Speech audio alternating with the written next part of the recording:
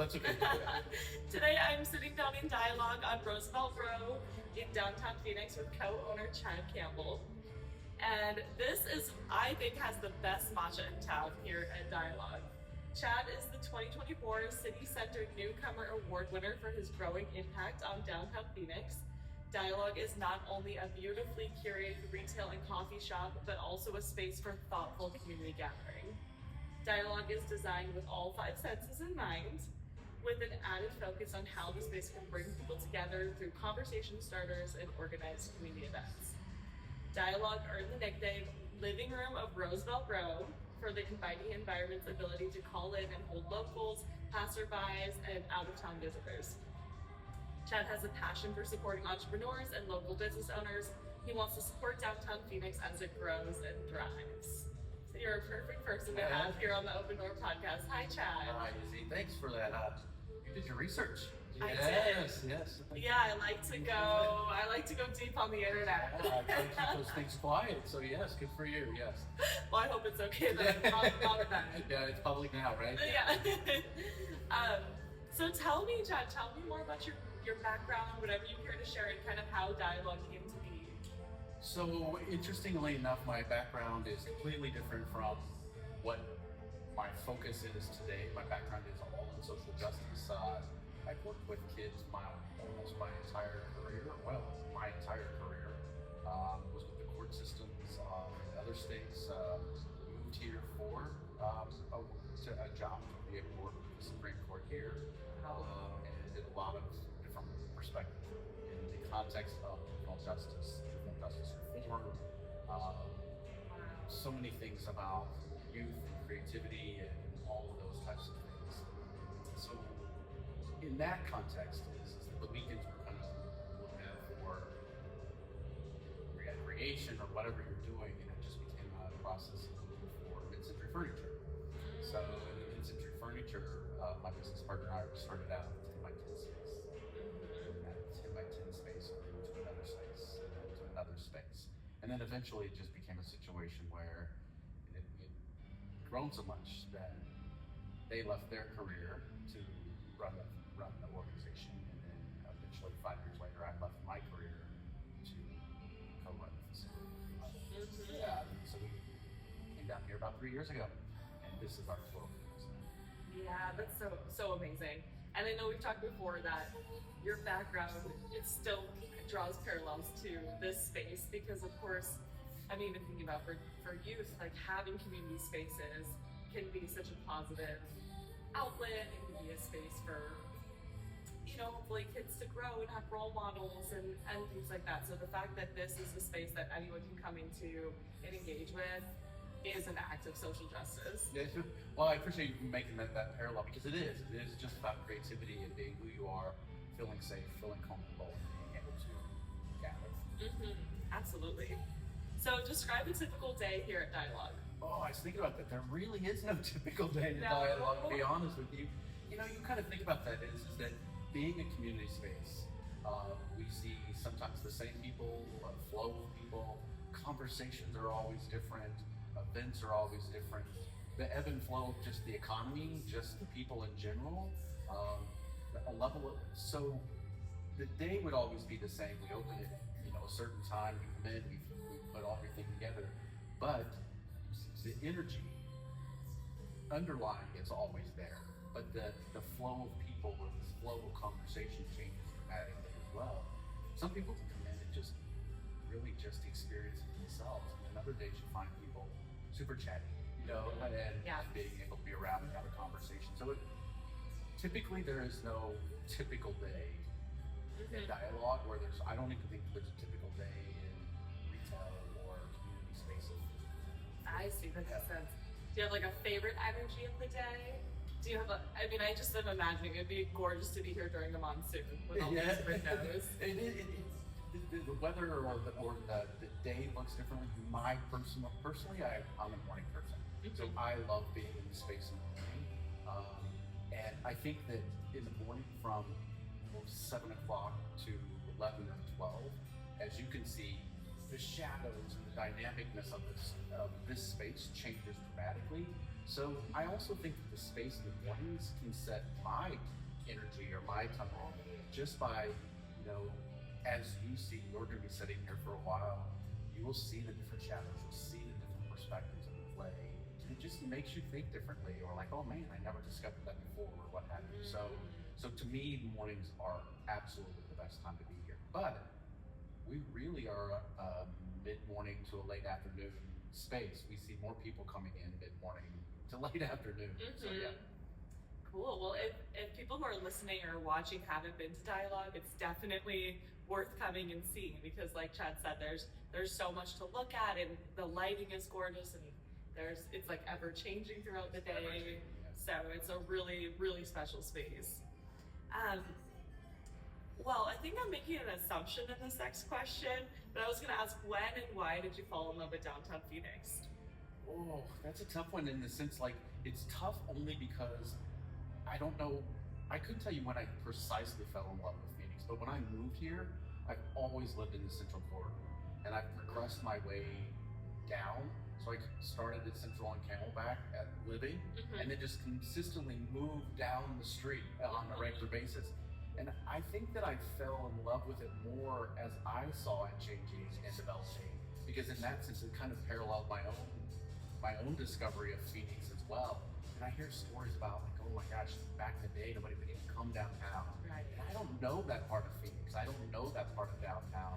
And that discovery of it is where my enthusiasm comes. It is ever evolving down here. I feel that it's very safe down here. I feel like you have such creative other entrepreneurs. And I was talking to somebody the other day, which I did not realize this area, or where we are currently, is one of the largest areas of independent entrepreneurs in the city. Now, I can't verify that, but that was a conversation that we had with another business owner.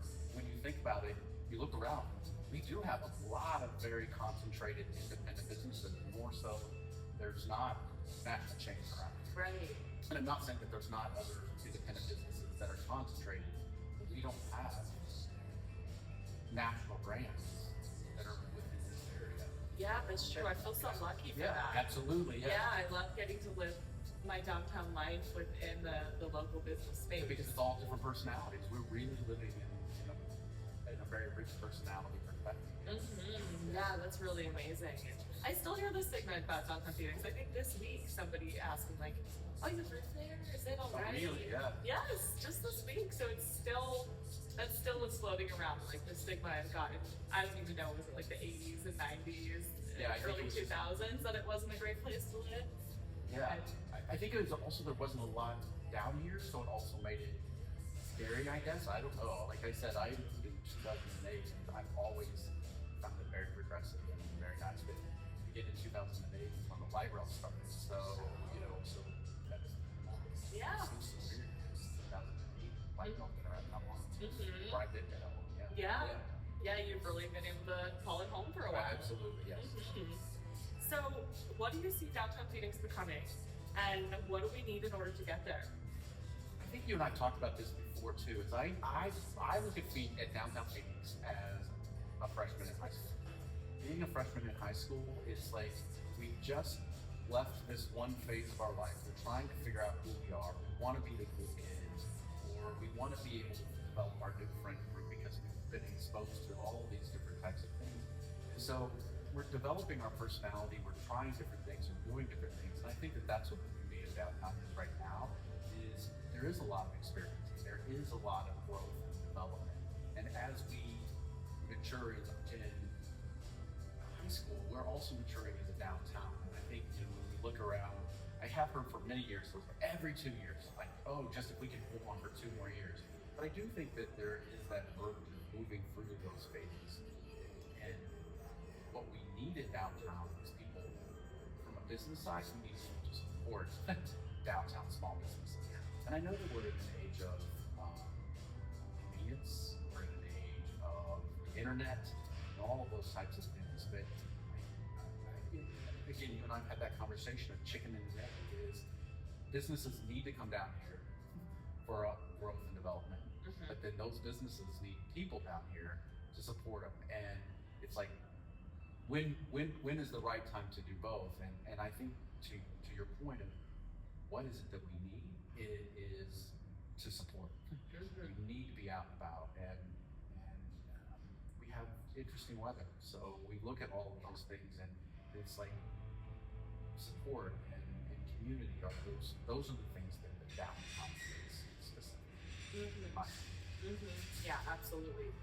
Is there, what are you doing, I guess, to support downtown businesses? You literally are one. So you're doing a lot just by owning this space and having it available to us downtown. Is there anything else, like part of your daily routine that, are you supporting other businesses? I do. So interestingly enough, I have a coffee shop, of course, have a retail space, but also it is important for me to get out and see what other people are doing. So I will go work in another space, and support them through whatever, buying coffee, buying lunch, or what have you. But I think that it is about being out and about, and it also helps me know what other businesses are and those people and personalities, because we have a lot of tourists come through here. We love being a welcome center. So where can we support our tourists to go? Where can they check out? Where can we recommend those neighborhoods? And so I do think that it is about being not only involved in your community, but being seen in your community, being engaged in your community, asking questions. Like I think I had a conversation with another business owner the other day, and it also becomes this dynamic friendship of the process of like, how are your sales today? How are your sales today? We are able to have those conversations. So I think when you ask about support isn't always about, in my mind, it isn't always about making sure you're buying something from one place. It's about supporting and buying and engaging in many different things. But I also think that our foundation is community, conversation, and connections. And if we can create those things in any of our perspectives, then I do think commerce happens. So I might have somebody that comes in here and buys a coffee, and it is their community for that day, and doing whatever they do. But how many things they might come back and buy a chair or what have you. So it is a progressive situation, and it is connection in all of those conversations. Yeah, absolutely. I'm curious how the virality of today, like social media, how a famous influencer might go to a local business and completely explode their business. I mean, I can imagine there's pros and cons of that happening. Have you noticed any of that in downtown Phoenix, and has it impacted the business owners here? I honestly can't speak for others. I don't know, and I think like you said, it could explode. The interesting part is actually explode either way, in either one of those contexts. So fortunately, I haven't experienced it one way or the other. I shouldn't say fortunately, but it hasn't been dynamic one way or the other. But I was also reading something that's about, in my mind and in what I was reading, is that social media really isn't about the next viral thing. Social media is about intentionality and creating awareness and what have you. So it's kind of like, it's interesting because I think a lot of the mission is like, when we're posting like, oh my gosh, if this could only go viral. Right. But it really is more about awareness and people being able to understand that. But I know that there was a business, one of their sandwiches went viral. Yes. And they have waiting lines now. And I think when we look at that, those are great things, but it also changes that dynamic, and all of those types of things. So I appreciate social media, but I also am not a social media person. Like, it takes me forever to create a post or a reel. Or the other thing is that even if it's not an influencer, but when it's a person, I think that one of the most important things with social media, in my mind from a business side, is if you aren't happy with a product, or if you aren't happy with something that you didn't receive that you felt you should, if you would say that to the business owner at the time or in the presence of that, opposed to taking it out and voicing your concerns through social media. Because from a small business, negativism can really have such a major impact. And And not that it's wrong that you're posting, or not that you're wrong that you're expressing your opinion. It's 9 times out of 10, those situations can be corrected in the moment. Right.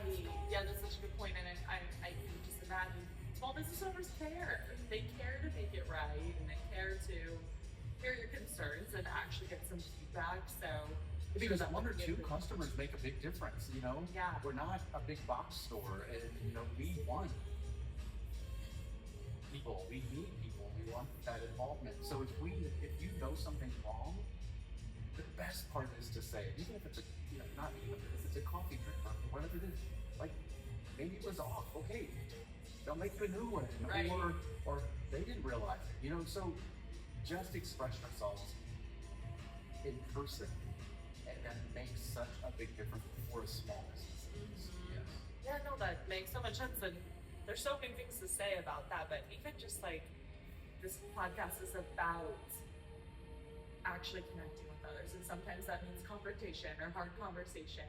But yeah, you're right. We kind of live in this culture where people just take it online and not face to face. And then it can really impact.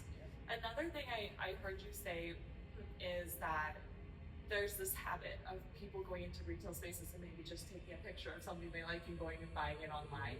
And I've totally done that. I've done that before. So, but when you said it, it made me really realize the impact of what I'm doing to take, you know, an idea and then go get it on Amazon or something. Like that's not really something I want to continue to do unless it's like absolutely necessary for whatever reason. So that, I think that was another little tip I learned from you of how to support small businesses. Well, good. Thank you. Yeah. Which is so true, and I mean, we understand it. Economy's challenging, and gas and groceries, we get all that. But to your point, you take a picture, or you look at something and you like it, and then you research it online. Can I get it cheaper? Can I do it? Whatever else. I also look at it like, it was that local business who introduced it to you in the first place. You know, and 9 times out of 10, or more consistently, local businesses aren't more expensive than getting it someplace else, or looking at it, or maybe we don't factor in, like, if you're buying it from this local business and it's a book, you're buying it right now, it might be cheaper online by a couple of dollars, but you're also paying the shipping price. Right. So you don't, and I think a lot of times people factor all of the add-ons to that. Look at it. So I'm glad I appreciate you mentioning that and saying that. It is true. It is, and it might sound like obvious, but it was kind of eye-opening for me. But yeah, even when you think about ordering something online, then it has more of an environmental impact too. Like you're also getting it shipped to you when it's already right there in front of you. Or the other thing is that even if it's not in front of you, like, I also look at it like on the reverse side of that is knowing that the small business is there, and in the proximity you live in, maybe you found something. How many people go to the small business and ask if the small business could get it, so that they could buy it locally? I like that. So it kind of goes both ways in that situation, because, you know, I'm fortunate because I do have people come in and know, like, oh, hey, I saw this book or whatever. Can you get this book? Love I admire that, because I can or I can't, but they were very intentional about coming in, and that's just not really supporting, that's promoting, like, oh, maybe I didn't know about the book, oh, I'm gonna bring a book in too, because, you know, so that becomes that community and that neighborhood connection that we also need. I would always encourage neighborhood people to go to their neighborhood places and ask if they can get it, or where to find it. Sometimes we don't, you know, sometimes we might not have it, but next door might have something, or a birthday card. Go to Bunkie, you know, don't necessarily have to stay here. And that promotes from that door. Look around. Yes. I really, really like that, and that's something I haven't done before, but I think that's a great way to utilize your community and your resources, is to just ask. I actually just realized you could do that at the library. You could request any book. And I got a response within 24 hours, and I was like, wow, it's incredible, you know, what an awesome resource. So, and just to add to that, because I think that when we talk about it, is, again, I think that there always isn't the realization that your local businesses probably know more about what is around, that if you're like, hey, I'm looking for this, they could probably list off several other businesses, maybe not within the few block radius, but they probably have some of the best resources that you're looking up online. You ask a person, it's a small business, I guarantee you that they will probably know another small business that has it, or how to get it, or connect you to a small business that does it. It's just how we're doing our research. It's just how we're doing our conversations. Yeah. Right. No, you've made me realize that too, that there's like, you know, for me, I just walked down Roosevelt Row and I just see the storefronts. I'm getting like the front view, but you have the back view of being a business owner and being in the network of the other business owners and knowing like this like interweb of how it's actually operating and working and the pulse on everything. So it's like you're making me realize that there's this, y'all are a whole community in and of itself as the business owners. Yeah, absolutely. And I think when we look at it too, it's just to take that one step further. It's like you think about so many tourists, you look around, and one of the things that the hotels say is, like somebody forgets their underwear, somebody forgets their socks, somebody forgets their belt. There's nothing downtown that we can do that, which is not true. But then by mentioning it, how do we make that awareness? How can we do those kinds of things? You know, you have a clothes store, you know, you have Bunky, you have another men's store, you have a store downtown. Like, no, there are socks, there are underwear. We can get you that in no time at all. But again, it goes to, I think, foundationally to what you're trying to create as well. It's about conversation. It's about knowing your community, and knowing your community requires asking questions. Absolutely. Yes, for sure. It's always like you get out what you put in, like as anything in life. Let's see. Well, to that point, I've heard you talk about intentionality and community, and how do you think people could be more intentional about connecting with their neighbors and their neighborhood? We've touched on some of it. I think people can be intentional, and we all have to consciously think about this too, right? But if we think about, we live downtown. I live downtown, you live downtown, we all are around here. How often how often do you go for a walk? Or if I'm walking my dog, how often do we say hello to the person that's walking past us? How often do we make a comment or, you know, hey, hope you have a great day? You know, like how intentionality is being consciously engaging in your being consciously engaged in what your surroundings are. Yes. And we have so many people that walk around downtown that we literally just walk by every day, whether they're the unsheltered or whether it's a tourist or what have you. So I think when we can, with intention, we can literally just say, have a great day. Yes. Or good morning, or morning. Like we can be the engaging community. And I believe, in my experiences, usually when you say something, they will respond back. Like, good morning, oh, good morning to you too, or hi, or something. And then, oddly, or interestingly, or beautifully, is you walk by some of the same people on a regular basis, and you say good morning, whatever, then becomes now they engage. They're the first good morning, you know? So you develop a relationship by that level of intentionality, in my opinion. Yes, no, you're speaking my language, 100%. That's definitely one of the first things I recommend is just saying good morning to everybody that you pass, because that means you're going to probably have your headphones off, you're going to be more aware of who's around you, you're going to get to know who's in your community, and you're going to pay attention to people and just like learn how to have that awareness of others, because I think we've kind of drowned out our awareness of others since we're like a lot of people on their phones and you know, when you walk through life on that autopilot, you don't even notice who's around you. So having that intentionality and being present is so important. So I love that you're reiterating that. It's to me, I'm like, that's when I'm saying there's so much just outside your door. That's what I mean. Like if you just say hello, you never know what you're gonna get back. Well, and I think you just also brought up something that is interesting to me, and I think maybe you and I have talked about it, is I gave up my car almost 4 years ago. Awesome. And so to be able to walk around, and so the intentionality also isn't just about engaging a person, it is engaging our own neighborhoods. Like So when I gave up my car, or maybe even in a walk, you typically walk the same path, drive the same path. You're not exploring. Right. So when we're out and about, intentionality is like, go walk out of your way, walk down the street, discover something new. And in this area, like there are small little storefronts or restaurants or bistros, whatever, that aren't just right on the strip. So you take a little step away, you kind of go from there. And for me, I've discovered neighborhoods that I didn't necessarily know existed, or cafes, or different little places that I would not have gone, but I did it because it was either on my bike or I was walking, and it was just a level of discovery. So it's not only about discovering and being intentional with people, Right. it is discovering and being intentional in the neighborhoods that we live in.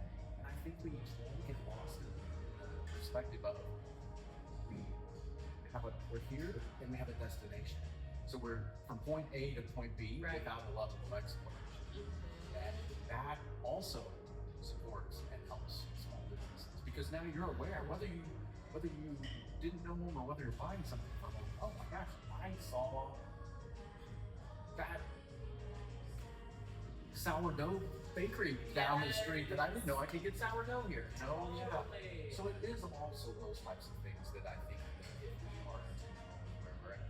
And I also think that people downtown, or at least for me, in downtown, I live downtown, to have a different environment of more things or a density of things. And that's why I'm not in the suburbs, you know? So why are we discovering it? Why aren't we exploring our area? Yes, I love that. Just in general, that's like a good metaphor. Like, let yourself wonder. You don't have to go from A to B or A to Z. Like, let yourself get a little lost. Let yourself get bored. Let yourself have some whimsy. I guarantee you won't be bored. I mean, It's yes, true. yes, You yes, definitely yeah. won't. But yeah, no, even to that, like I was walking around on a Sunday night recently, and I never usually out on Sunday. I'm usually home. But oh my gosh, I realized I was like, this is such a fun night downtown. There was some really awesome Yeah. like Latin dancing going on at Barcoa. There was karaoke at the Pemberton, and it was just like this whole new energy of nightlife that I had no idea about, because it went out on a different night in my routine. It was beautiful. Like it felt There's like a lot I was in going a different on. Yeah. country almost. Which is great, and that was just by exploring. Yes, totally. Yep. Totally.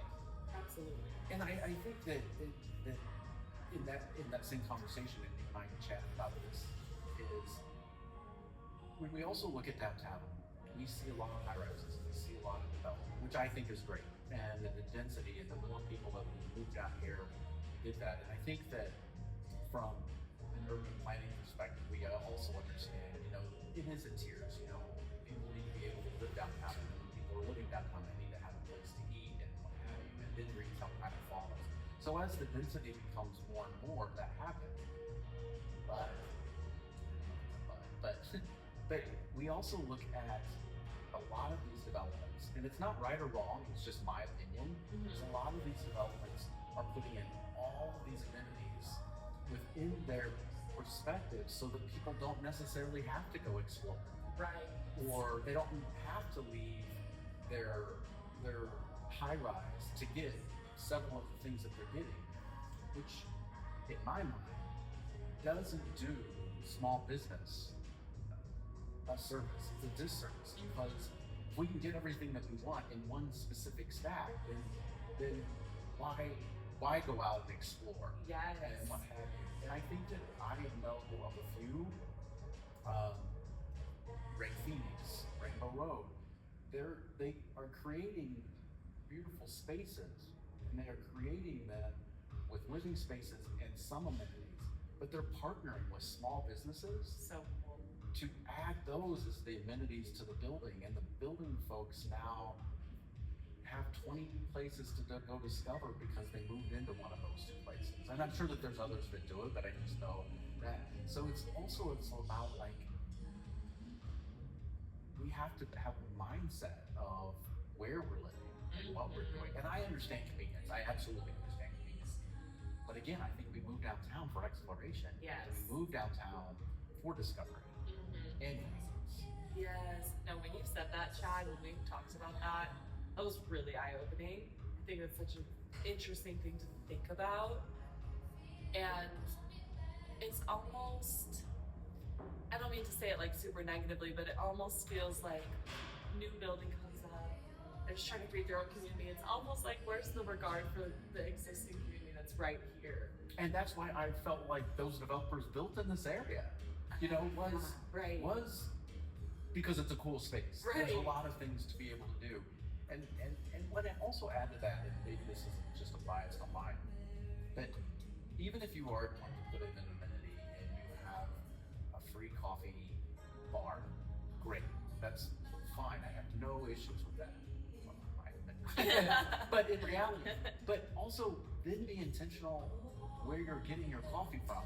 There are local roasters within a 5-mile radius of this space that now, if you're going to put in your free coffee bar amenity, that it's a help yourself bar, buy your beans from a local roaster. Totally. Don't get it from just anybody or what have you. And local doesn't necessarily mean within the 5-mile radius, but local means within Phoenix. Now your clientele is experiencing a new roaster.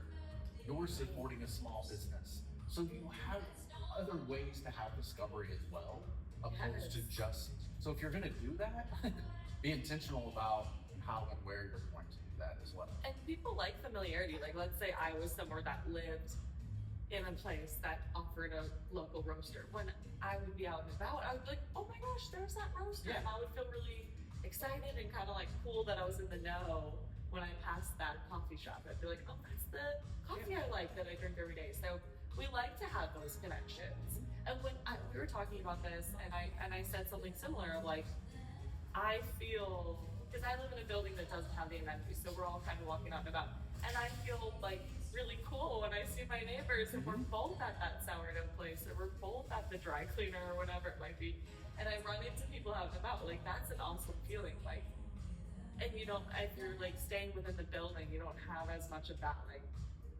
amazing moment of, oh my gosh, we're both here at the same time, you know what I mean?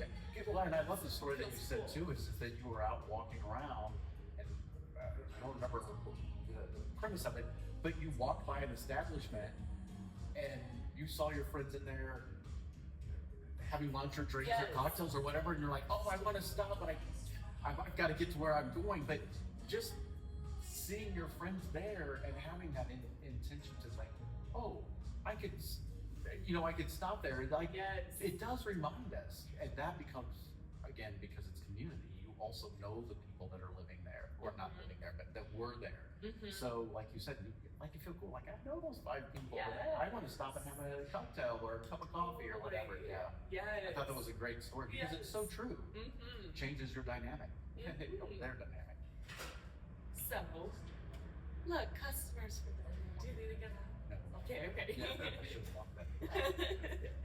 So, summer's coming up. Well, I guess I have so many ways we could take this next question, but I do want to touch on summer's coming up. Is there anything in particular that we can do? Just continue to get out and be in those spaces. I mean, sorry, let me frame this again. Summer's such an oppressive time, and people tend to get in their cars and drive somewhere with AC rather than like walk around the neighborhood. What can we do for one another this summer to connect deeper and just be there for businesses? So I think that there's a few things. One, from a club perspective, is one of the best things that people can do in summer as well is buy gift certificates from small businesses. Because you don't have to use them in the summer. You can use them whenever you need to or want to, but it also generates a level of income and support for those small businesses in that. So that's a relatively easy way to look at it from a financial side. The other thing is that if you do choose to stay in the house, then look for local businesses that deliver or are on the food service apps or what have you. Good tips, yeah. Yes. Sorry about that. I should have had that door locked, but yeah, we opened it. You just walked in. No, you feel free to walk in completely, but I conspired. Yeah, no. I did read 8 o'clock. Yeah. You opened the door. But feel free to wander around. I completely We'll forgot come back. Yes, and I'm so sorry about I'll be that. sorry. Yes.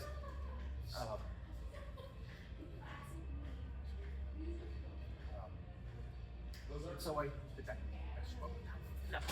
so I think that if we also look at really being going back to the word intentional, if we're really intentional on who we're buying from and what have you, that makes a big difference for that small business as well. But even if you fare the weather on 118 day, just to go make a commitment like once a month, I'm going just to go support 2 businesses that are, even if it's at a block rating, like we still get out and do things on a regular basis. It's just that we might not do as much. So set a goal to support 2 small businesses or 3 small businesses or 1 small business a month, like however, but make it a goal and make it a conscious decision to be able to do that. Yes. Because even from a small business side,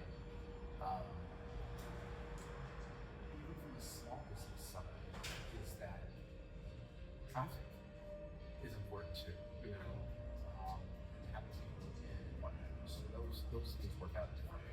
So I would say just be intentional with who you're buying. Make a goal to come in and do what you're doing. Yeah, I like that. Those are really good tips. I like that people can listen to this and get, I think, like a wealth of actionable items of how we can support small businesses. And that's awesome. I'm so happy that this is how the conversation's going to shake out because I think it's so important. We'll wrap up in just a moment here. Sure. I'm curious, you have events here. We do. Awesome events. I've been to one. Is there anything coming up that you want to share, or is there any event in particular that does like exceptionally well because of how it brings people together? So all of our events have a different personality, but some of the things that are coming up, we do consistently. We do life drawing every other Thursday. That always sells out. We have morning coffee raves this Monday, which is the first time we've ever done it from 7 in the morning till 9. So we'll see. That'll be fun, but it's what a great way or a great vibe to set the week and set the Monday. We have a couple of other things. Type Thursday is a big one. It is well received in this sense, but it's for anybody. But we find a lot of creatives. If you're in that creative industry, graphic designers and fonts and what have you, it's an international club that we meet here once a month. That's really cool. So yeah, they're meeting around the world on Thursdays Wow. to do that. And then the other one is Third Space. I don't know if you're familiar with Third Space. Third Space it's a conversation. It's really basically a living room conversation. The facilitators of it come up with a topic. They come up with research that you and people in the room to have a discussion of what that research was or that. Cool. And I think that the last one was intended, 50, 60 people attended it. But it was in regards to the masculinity paradigm that just in general, the Gen Z folks are some of the most progressive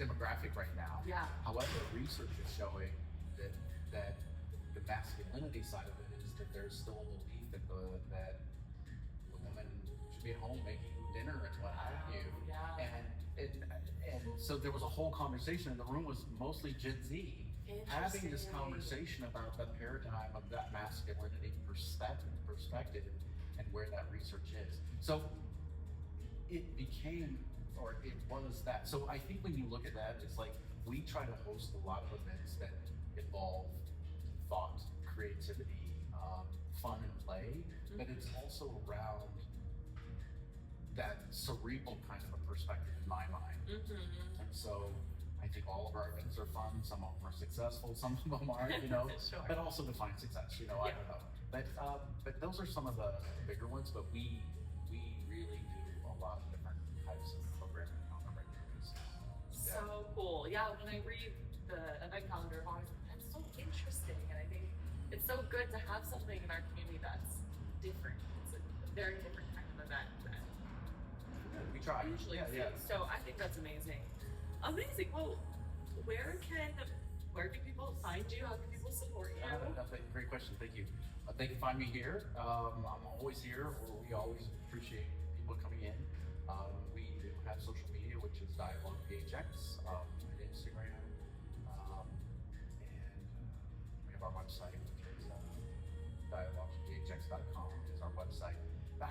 one more thing that I would say, if you don't mind, is that I didn't realize this, and I don't know how many people realize it. One of the things that can really help small businesses in such a simple way is a Google review. So I never knew how impactful and powerful a review was. Yeah. Okay. And the more people that will take the time and energy, certainly to review us, but to review a small business and have those, because now I kind of geek out because I have no technology skills whatsoever. But I guess that the more reviews that you have, that becomes that Google crawl. That's how people discover small businesses. So the more reviews you have, and that's that background, whatever happens, like don't quote me on any of that, but Sure. but that's what really makes a big difference. So I would say, you know, a lot of people think about writing a negative review when they're not happy, but a lot of people don't write positive reviews or just a general review of a small business that they're at. And that takes no time at all in reality. And I think back to that, you know, the newspapers don't report on safe landings; they only report on difficult ones. So that is that. So like, write a review about a small business that you've been to. And so maybe that goes back. That's an intentional thing. Like once a month, once a week, write a review about a small local business that you've been to. Anywhere in the United States. It doesn't just have to be us, but write a review. I think that's a great tip. I think it's something that you can add it to kind of like your daily or weekly practice or your to-do list. I like to-do lists, so that's why I say that. Yeah. To me, that's not like a drag. I'm like, oh, I You love just my put them to-do on there, list. like, I'm gonna do it. Yes. So I think that's awesome. I definitely think that's something that people can start doing. I like to leave people with an open door challenge, and I think that's a great one. Well, very good. So leave Write a a Google review. review. Yes. For your favorite business. Maybe you're listening to this at one of your favorite businesses. Like, leave a review. Leave a review. Yeah. Yes. Yeah, that can go so far. It's no money and hardly any time. No, and even when you're scrolling, just take 5 minutes off the scroll and go do a review. Yeah. Because we're already We can all on the take phone. 5 Yes, minutes off the scroll. yeah. Yes, perfect. Chad, thank you so Thank much. I feel you. so lucky that I have this connection to you and that we got to talk. It makes me just feel really grateful. I'm so thankful. Thank you. I'm happy too. I'm glad you came to one of our events and Yes. it's evolved into this. But yes, thank you for Yes. supporting small business and thank you for wandering the neighborhood. Absolutely. Yeah. Absolutely. Awesome.